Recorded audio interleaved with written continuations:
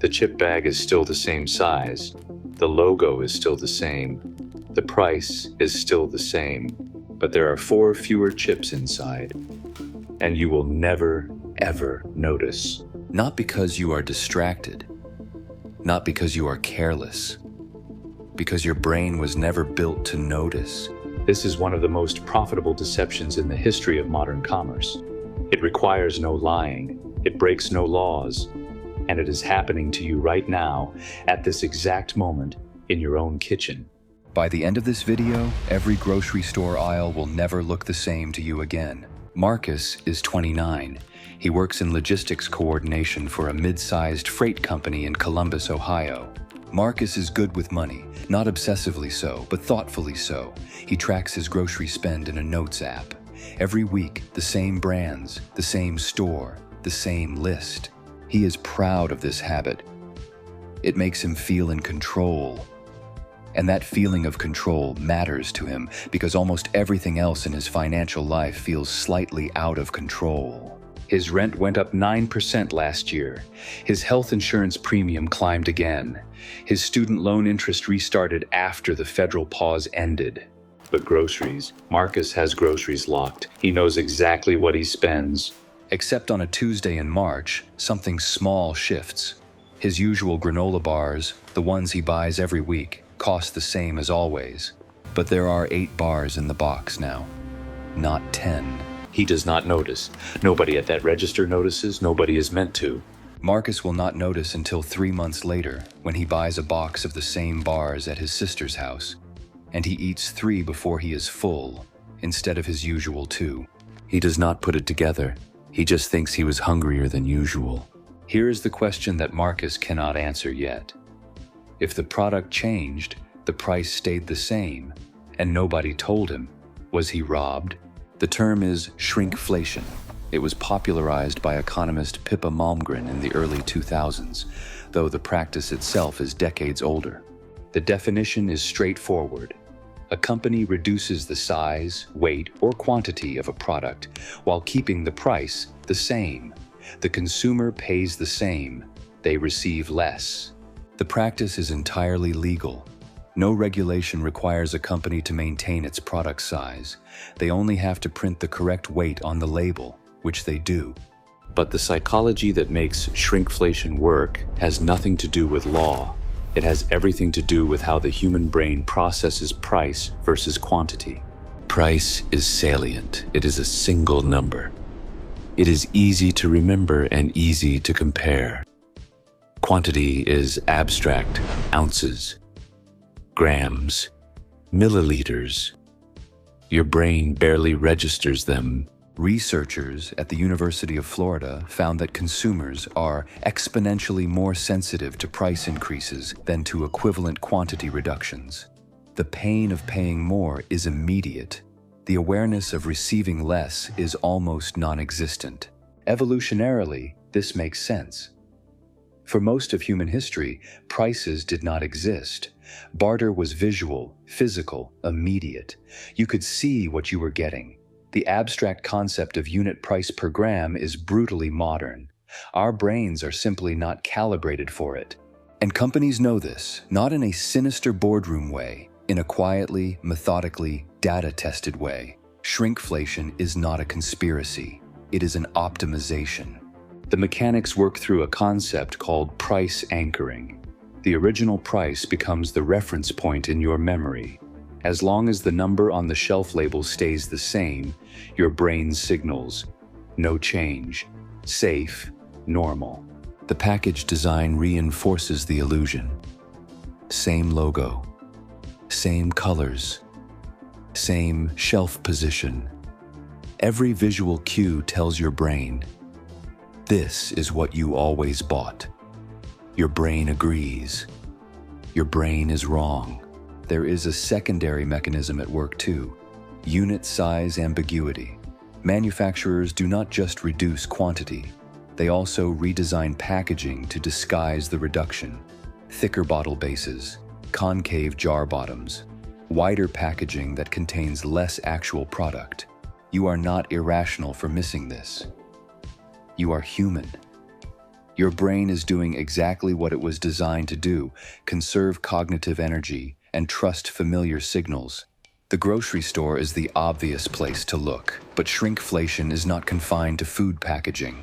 It operates across almost every consumer domain, and in some places it is far more expensive than a missing granola bar.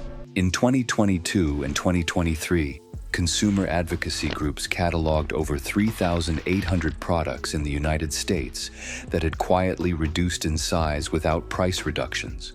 Toilet paper, cereal, coffee, yogurt, pasta sauce, dish soap. The coffee category is particularly telling. A standard 1-pound bag of coffee, a unit so culturally fixed that consumers use it as a shopping anchor, quietly became 340 grams in many brands, down from 454. The bag kept its same visual weight, the same heft in your hand, because the packaging itself compensated. More air, slightly thicker foil. You were buying the feeling of a pound of coffee, not a pound of coffee. Software has its own version of shrinkflation, and it is almost impossible to see because it operates through features, not ounces. Streaming platforms are the most visible example. A subscription that once included HD streaming for 4 profiles at one price now requires a premium tier for the same experience. The price you pay for the base plan has not changed, but what it delivers has quietly contracted. Cloud storage follows the same pattern. Free storage tiers have quietly compressed over 5 years. More of your files now requiring the paid tier that you once did not need. The price of the paid tier, the same. The threshold to need it? Lower. The workplace has its own shrinkflation. It rarely has a name. HR departments do not announce it, but employees feel it accumulate. Benefits packages are the clearest case. The nominal salary stays the same, but the 401k match gets quietly reduced. The dental coverage contracts, the wellness stipend disappears in a rebranding to voluntary perks. The employee's compensation number, the headline figure, stays identical. Their actual total compensation has shrunk. And because salary is the price anchor, the number we remember, quote, and defend, the reduction below it goes largely unnoticed. The workplace version of shrinkflation has a particular cruelty. You notice it not in the number, but in the feeling. The vague sense that the job used to feel like a better deal, that something is different, but you cannot articulate what. The most psychologically sophisticated form of shrinkflation operates in attention, in access, in the social contracts we do not write down. Friendships that once operated on generous terms, spontaneous plans, long calls, genuine availability, quietly renegotiate over time. Nobody announces the new terms. The price of the relationship, emotionally speaking, does not change. Your expectation of it stays at its historic high. What arrives quietly diminishes. Social media platforms have industrialized this. The organic reach of a post, once the implicit exchange for the free service, has steadily compressed. The platform is the same size. Your content reaches fewer people. The price, your attention, and data has not reduced at all. These are not accidents. They are features. The mechanism is identical every time.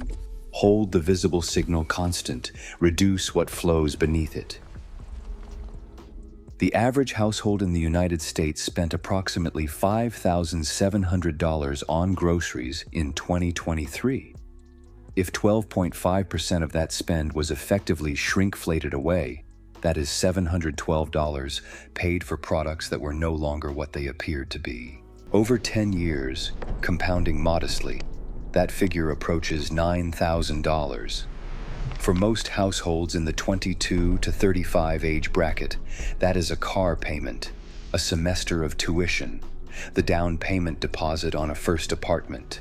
But the cash loss is only part of the cost.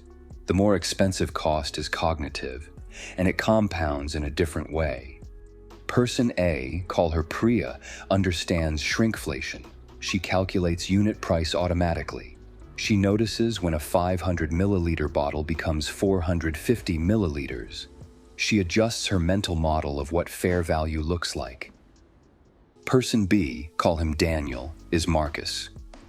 He is smart, he is careful. He tracks his spending. But he tracks the price column, not the quantity column. His mental model of value is anchored to the wrong variable. Over 10 years, Priya's awareness translates into purchasing decisions that preserve roughly $800 to $1,200 annually through switches to better value alternatives, timing of bulk purchases, and awareness of when a brand has shrunk past a threshold worth paying. Daniel's lack of awareness is not laziness. It is exactly what companies spent millions in research designing for. He is the product behaving as intended. The real cost is not the $712. The real cost is the confidence.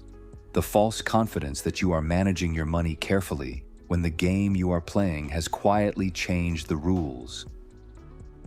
There are 3 ways to see shrinkflation differently. Not fixes, not hacks, just different angles of light on the same room. The number on the shelf is a performance. It tells you what the company wants you to compare. The real price, a price per ounce, per gram, per sheet, per serving, lives 2 lines below, in gray, in a font that was not designed to be read. Once you accept that the visible number is marketing and the small number is truth, the store reorganizes itself around you. The hierarchy of information inverts. The shelf label stops being the answer and starts being the distraction. The unchanged logo, the unchanged packaging, the unchanged shelf position. These are not signs that nothing has changed. They are the instruments of the illusion itself. Every time your brain shortcuts to, I recognize this, therefore I know its value, it has been handed a story, a carefully maintained story, backed by design budgets and consumer research. Recognizing a brand is not the same as knowing what you're buying. Consumer price literacy, the practiced habit of reading unit prices, tracking package weights, noticing formulation changes, is not an anxiety response. It is a skill, like financial literacy, like reading a contract before you sign. The people who are best at this do not feel victimized by the grocery store. They feel clear-eyed. There is a particular satisfaction in knowing the game that is being played and playing it back, quietly, without drama, just by reading the smaller number. Shrinkflation works in the dark, in the gap between what you remember and what you measure. The only thing that closes that gap is attention. If you are still here, you watch this whole thing. That means something. It means you are the kind of person who wants to understand the structure of things, not just the surface. Marcus eventually figured it out. Not from a video. He figured it out the slow way, the way most of us do, through accumulation. Through that recurring feeling that things cost the same but feel like less. The granola bar box is now on his phone's notes alongside the price. Unit price per bar. A small number. The most important number. Shrinkflation is one strategy in a much larger system. A system built around the gap between what you believe you are paying and what you are actually receiving. That gap has a name in behavioral economics, and it does not stop at the grocery store. The next question, the one this video deliberately did not answer, is how that same gap operates in the biggest purchase most people make. The one where the shrinkflation is measured not in grams, but in years. If you enjoyed this explanation, subscribe for more psychology-based money insights.